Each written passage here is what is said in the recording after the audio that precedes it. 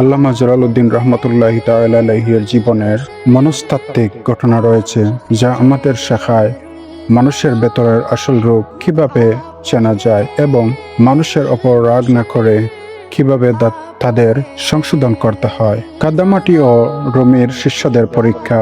একদিন আল্লামা জালালউদ্দিন রহমতুল্লাহি তাআলা আলাইহি রাস্তা দিয়ে হেঁটে যাচ্ছিলেন। আগের রাতে বৃষ্টি হওয়ার কারণে রাস্তা ছিল বেশ কর্দমাক্ত। রুমি খুব সাবধানে হাঁটছিলেন যেন পোশাকে কাদা না লাগে। হঠাৎ এক মাতাল ব্যক্তি উল্টো দিক থেকে দুলতে দুলতে আসছিল। সে নিজের উপর নিয়ন্ত্রণ হারিয়ে সরাসরি আল্লামা রুমির গায়ের ওপর এসে পড়ল।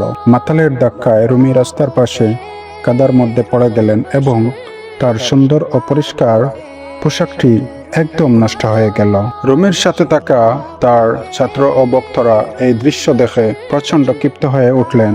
একজন এত বড় আলেম ও সুফি সাধকের গায়ে হাত তোলা তাকে কাদায় ফেলে দেওয়া তারা সহ্য করতে পারলেন না। ছাত্ররা খুবই ফেটে পড়ে মাথার লোকটিকে মারধর করার জন্য তেড়ে গেলেন। ঠিক তখনই রুমি কাদা থেকে উঠে দাঁড়িয়ে হাত উঁচিয়ে ছাত্রদের থামালেন। তিনি বললেন, থামাও, ওকে একটা আঘাত করবে না। ছাত্ররা অবাক হয়ে বলল, হুজুর, ও মাতাল অবস্থায় আপনার এই দশা করলো, আর আপনি তাকে ছেড়ে দিতে বলছেন।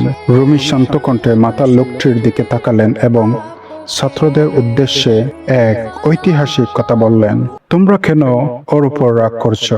ওই বেচারা তো আঙ্কুর থেকে তৈরি মদ খেয়ে মাতাল হয়েছে, তাই সে তার শরীরের নিয়ন্ত্রণ হারিয়ে আজ কাদায় পড়েছে। কিন্তু তোমরা যে জ্ঞান, ভক্তি আর অহংকারের মদ খেয়ে মাতাল হয়ে আছো, সেটা কি তোমরা দেখতে পাচ্ছ?